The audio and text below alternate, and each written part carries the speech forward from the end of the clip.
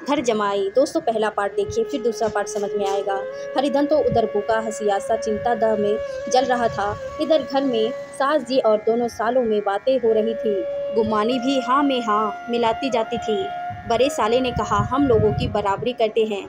यह नहीं समझते कि किसी ने उनकी ज़िंदगी भर का बीरा थोड़े ही लिया है। 10 साल हो गए हैं। इतने दिनों में क्या 2-3 हज़ार ना हड़प गए होंगे। छोटे साले बोले, मंजूर हो तो आदमी घूर के भी डांटे भी, अब इनसे कोई क्या कहे। ना जाने इनसे कभी पीठ छूटेगा भी या नहीं। अपने दिन में समझते होंगे मैंने 2000 रुपये नहीं दिए हैं। यह नहीं समझते हैं कि उनके 2000 कब के उड़ चुके। सवा शेर तो 1 जून को चाहिए। सास ने गंभीर भाव से कहा, बड़ी भारी खुराक है। गुमानी माता के सिर से जूं निकाल रही थी। सुलगते हुए हृदय से बोली, निकम्मे आदमी को खाने के सिवा और काम ही क्या रहता है। बड़े खाने की कोई बात नहीं है, जिसको जितनी भूख हो उतना खाए, लेकिन कुछ पैदा करना चाहिए। यह नहीं समझते कि बहू नहीं में किसी के दिन कटे हैं। छोटे में तो 1 दिन कह दूंगा, अब आप अपनी राह लीजिए, आपका कर्जा नहीं खाया है। गुमानी घर वालों की ऐसी ऐसी बातें सुनकर अपने पति से रिश्त करने लगी थी। अगर वह बाहर से 4 पैसे लाता तो इस घर में उसका कितना मान सम्मान होता। वह भी रानी बनकर रहती। ना जाने क्यों कहीं बाहर जाकर कमाते उनकी नानी मारती है। गुमानी की मनोवृत्तियाँ अभी तक बिल्कुल बालपन सी थी। उसका अपना कोई घर ना था। उसी घर का हित अहित उसके लिए भी प्रधान था। वह भी इन्हीं शब्दों में विचार करती, इस समस्या को इन्हीं आंखों से देखती जैसे उसके घर वाले देखते थे। सच तो है, 2000 रुपये में क्या किसी को मोल ले लेंगे। 10 साल में 2000 रुपये ही क्या है।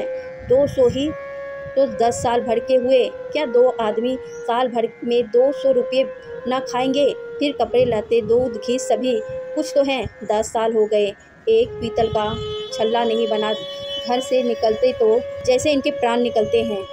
जानते हैं जैसे पहले पूजा होती थी वैसे ही जन्म भर होती रहेगी। यह नहीं सोचते कि पहले और बात थी, अब और बात है। बहू ही पहले ससुराल जाती है तो उसका कितना महत्व होता है। उसके डोली से उतरते ही बाजे बजाते हैं। गांव मोहल्ले की औरतें उसका मुंह देखने आती है और रुपये देती है। महीनों उसे घर भर से अच्छा खाने को मिलता है, अच्छा पहनने को। कोई काम नहीं लिया जाता, लेकिन 6 महीने बाद कोई उसकी बात भी नहीं पूछता। वह घर भी की लॉन्ड्री हो जाती है उसके घर में। मेरी तो वही गति होती। फिर काहे का रोना। जो यह कहो कि मैं तो कमा करता हूँ तो तुम्हारी भूल है। मजदूर की और बात है, उसे आदमी डांटता भी है, मारता भी है। जब चाहता है रखता है, जब जी चाहता है निकाल देता है, कस कर काम लेता है। यह नहीं कि जब जी में आए कुछ काम किया, जब जी में आया पकड़ कर सो रहे हैं। हरिधन भी पड़ा अंदर ही अंदर सुलग रहा था कि दोनों साले बाहर आए और बड़े साहब बोले, भैया उठो, तीसरा पहर ढल गया, कब तक सोते रहेंगे, सारा खेत पड़ा हुआ है। हरिधन चट उठ बैठा, तीव्र स्वर में बोला, क्या तुम लोगों ने मुझे उल्लू समझा लिया है। दोनों साले हक्का बक्का हो गए। जिस आदमी ने कभी जवाब नहीं खोली, हमेशा गुलामों की तरह हाथ बंधे हाजिर रहा, वह आज एकाएक इतना आत्माभिमानी हो गया। यह उनको चौंका देने के लिए काफ़ी था। कुछ जवाब ना सूझा। हरिधन ने देखा इन दोनों के कदम उखड़ गए हैं तो एक धक्का और देने की प्रबल इच्छा को ना रोक सका। उसी ढंग से बोला, मेरी भी आंखें हैं, अंधा नहीं हूँ ना बकरा हूँ। छाती पकड़कर काम करूँ और उस पर भी कुत्ता समझा जाऊँ। ऐसे गंदे कहीं और होंगे। अब बड़े साले भी गरम पड़े। तुम्हें किसी ने यहाँ बांध तो नहीं रखा है। अब की हरिधन लाजवाब हुआ। कोई बात ना सूझे। बड़े ने फिर उसी ढंग से कहा, अगर तुम यहाँ चाहो कि जन्म भर पहुँचने बने रहो और तुम्हारा वैसा ही आदर सत्कार होता रहे तो यह हमारे बस की बात नहीं है। हरिधन ने आंखें निकालकर कहा, क्या मैं तुम लोगों से कम काम करता हूँ। बड़े, यह कौन कहता है। हरिधन, तो तुम्हारे घर की यही नीति है कि जो सबसे ज़्यादा काम करे वही भूखे मारे जाए। बड़े, तुम खुद खाने नहीं गए क्या, कोई तुम्हारे मुंह में होठ डाल दे। हरिधन ने होठ चबाकर कहा, मैं खुद नहीं गया। कहते तुम्हें लाज नहीं आती। ना ही थी बहन तुम्हें बुलाने। हरिधन की आंखों में खून उतर आया, दांत पिसकर रह गया। छोटे साले ने कहा, अम्मा भी आई थी, तुमने कह दिया मुझे भूख नहीं है तो क्या करती। सास भीतर से लपकी चली आ रही थी। यह बात सुनकर बोली, कितना कहकर हार गई, कोई उठो ना तो मैं क्या करूं। हरिधन ने विष, खून और आग से भरे हुए स्वर में कहा, मैं तुम्हारे लड़कों का जूठा खाने के लिए हूँ। मैं कुत्ता हूँ कि तुम लोग खाकर मेरे सामने रूखी रोटी का टुकड़ा फेंक दो। बुढ़िया ने ऐठ कर कहा, तो क्या तुम लड़कों की बराबरी करोगे। हरिधन पारस्त हो गया। बुढ़िया के एक ही भाव प्रहार ने उसका काम तमाम कर दिया। उसकी तनी हुई भवें ढली पड़ गई, आंखों की आग बुझ गई, फरकते हुए नथने शांत हो गए। किसी आहत मनुष्य की भांति वह जमीन पर गिर पड़ा। क्या तुम मेरे लड़कों की बराबरी करोगे। यह वाक्य एक लंबे भालों की तरह उसके हृदय में चुभता चला जाता था। ना हृदय का अंत था, ना उस भाले का। सारे घर ने खाया पर हरिधन ना उठा। सास ने मनाया, सालियों ने मनाया, ससुर ने मनाया, दोनों साले मनाकर हार गए। हरिधन उठा, वहाँ द्वार पर एक डांट पड़ा रहा था। उसे उठाकर सबसे अलग कुएं पर ले गया और जगत पर बिछाकर पड़ा रहा। रात भीग चुकी थी। अनंत आकाश में उज्ज्वल तारे बालकों की भांति कीड़ा कर रहे थे। कोई नाचता था, कोई उछलता था, कोई हंसता था, कोई आंखें मिचड़ कर फिर खोल देता था।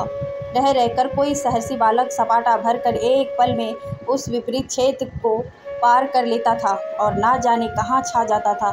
हरिधन को अपना बचपन याद आया, जब वह इसी तरह कीड़ा करता था। बाल स्मृतियाँ उन्हीं चमकीले तारे की भांति परिज्वलित हो गई। वह अपना छोटा सा घर, वह आम का बाग जहाँ वह कैरियाँ चुना करता था, वह मैदान जहाँ वह कबड्डी खेला करता था, सब उसे याद आने लगे। फिर अपनी स्नेहमी माता की सहज मुँह तो उसके सामने खड़ी हो गई। न आँखों में कितनी करुणा थी, कितनी दया थी।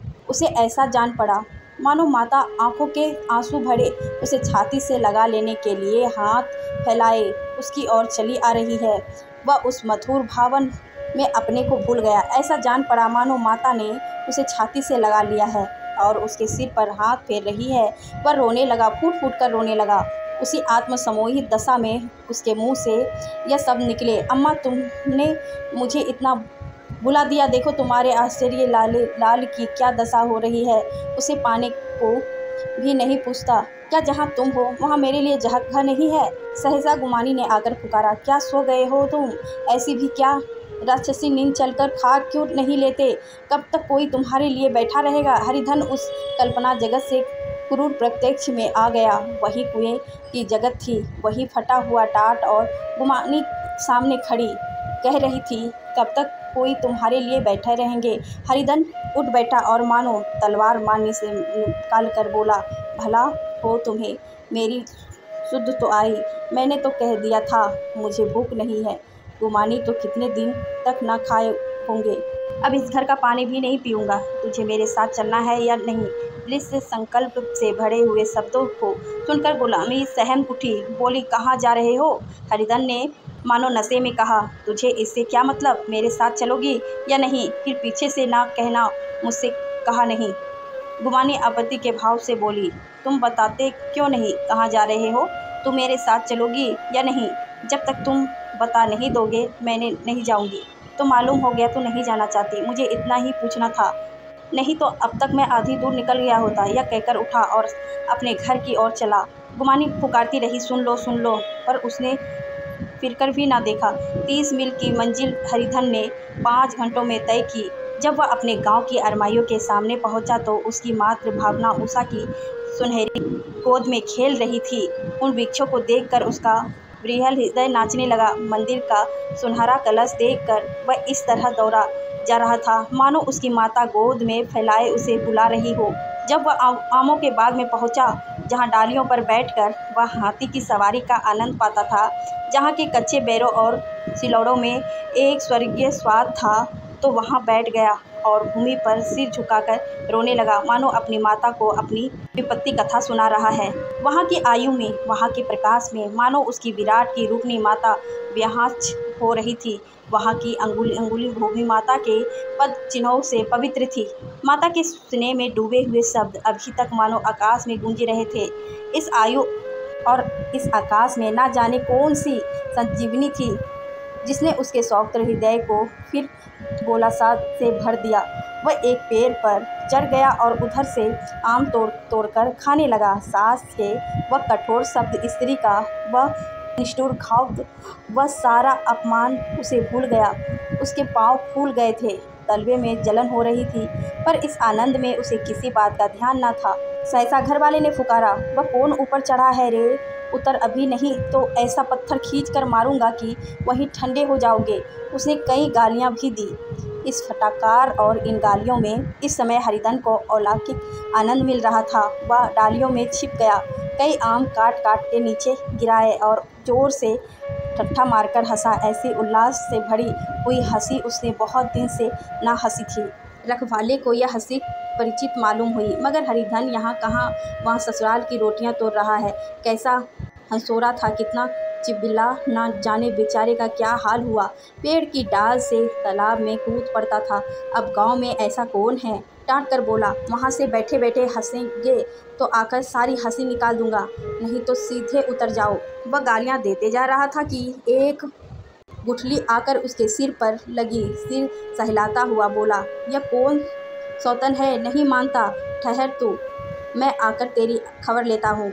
उसने अपनी लकड़ी नीचे रख दी और बंदरों की तरह चटपट ऊपर चढ़ गया। देखा तो हरिधन बैठा मुस्कुरा रहा था। चकित होकर बोला, अरे हरिधन, तुम यहाँ कब आया? इस पेड़ पर कब से बैठा है? दोनों बचपन के सखा वही गले मिले। यहाँ कब आया? चलो घर चलो। आदमी क्या वहाँ आम भी मैसर न होते थे? हरिधन ने मुस्कुराते हुए कहा, मंगरू, इन आमों में जो स्वाद है वह और कहीं के आमों में नहीं है। गांव का क्या रंग ढंग है, मंगरू सब चैन चान है। भैया, तुमने तो जैसा नाता ही तोड़ दिया। इस तरह कोई अपना गांव छोड़कर जाता है क्या? जब से तुम्हारे दादा मरे सारी गृहस्थी चौपट हो गई। दो छोटे छोटे लड़के हैं, उनके किए क्या होता है? हरिधन, अब उस गृहस्थी से क्या वास्ता है भाई? मैं तो अपना ले दे चुका, मजदूरी तो मिलेगी ना? तुम्हारी गैया ही चारा दिया करूँगा, मुझे खाने को दे देना। मंगरू ने अविश्वास के भाव से कहा, अरे भैया, कैसी बातें करते हो? तुम्हारे लिए जान हाजिर है। क्या ससुराल में अब ना रहोगे? कोई चिंता नहीं है, पहले तो तुम्हारा घर ही है, उसे संभालो। छोटे छोटे बच्चे हैं, उनको पालो। तुम नई अम्मा से नाहक डरते थे, बड़े सीधे हैं बेचारी, बस अपनी माँ समझो। तुम्हें पाकर तो निहाल हो जाएगी। अच्छा, घर वाले को भी तो लाओगे? हरिधन, उसका अब मुँह ना देखूंगा, मेरे लिए वह मर गई। मंगरू, तो दूसरी सगाई हो जाएगी। अब की ऐसी मेहरिया ला दूंगा कि उसके पैर धो धो कर पियोगे। लेकिन कहीं पहली भी आ गई तो? हरिधन, वह ना आएगी। हरिधन अपने घर पहुंचा तो दोनों भाई भैया आए कहकर भीतर दौड़े और माँ को खबर दी। उस घर में कदम रखते ही हरिधन को ऐसा शांत महिमा का अनुभव हुआ, मानो वह अपनी माँ की गोद में बैठा हुआ है। इतने दिनों ठोकरे खाने से उसका हृदय अकोमल हो गया था।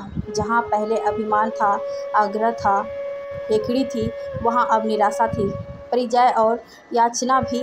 बीमारी का जोर कम हो चला था। अब उस पर मामूली दवा भी असर नहीं कर सकती थी। किले की दीवारें छिल चुकी थी, अब उसमें घुस आना असह्य न था। वही घर जिससे वह एक दिन विपरीत हो गया था, अब गोद फैलाए उसे आसन देने को तैयार था। हरिधन को निर्वल्लभ मन का यह आश्चर्य पाकर मानो दृष्टि हो गया। शाम को भी माता ने कहा, बेटा तुम घर आ गए, हमारे धन्य भाग। अब इन बच्चों को पालो। माँ का नाता ना सही, बाप का नाता तो है। मुझे एक रोटी दे देना, खाकर एक कोने में पड़ी रहूँगी। तुम्हारी अम्मा से मेरी बहन का नाता है, उस नाते से तुम लड़के होते हैं। हरिधन ने मात्र विहाल आंखों से ममता को रूप में अपनी माता के निधन दर्शन किए। घर के एक एक कोने में मात्र समृद्धियों की छटा चांदनी की भांति छिटकी हुई थी। माता का प्रौढ़ मुखमंडल भी उसी छटा से रंजित था। दूसरे दिन हरिधन फिर कंधे पर हल रखकर खेत चला गया। उसके मुख पर उल्लास था और आंखों में गर्व। वह अब किसी का आश्रित नहीं, आश्रित था, किसी के द्वार का विधुक नहीं, घर का रक्षक था। एक दिन उसने सुना गुलामी ने दूसरा घर कर लिया। माँ से बोला, तुमने सुना काफ़ी गुलामी ने घर कर लिया? काफ़ी ने कहा, घर क्या कर लेगी, डट्ठा है बिरादरी में, ऐसा अंधेरे पंचायत नहीं, अदालत तो है। हरिधन ने कहा, नहीं, काफ़ी बहुत अच्छा हुआ।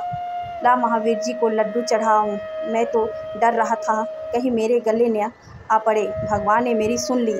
मैं वहाँ यही ठान कर चला था, अब उसका मुँह ना देखूँगी।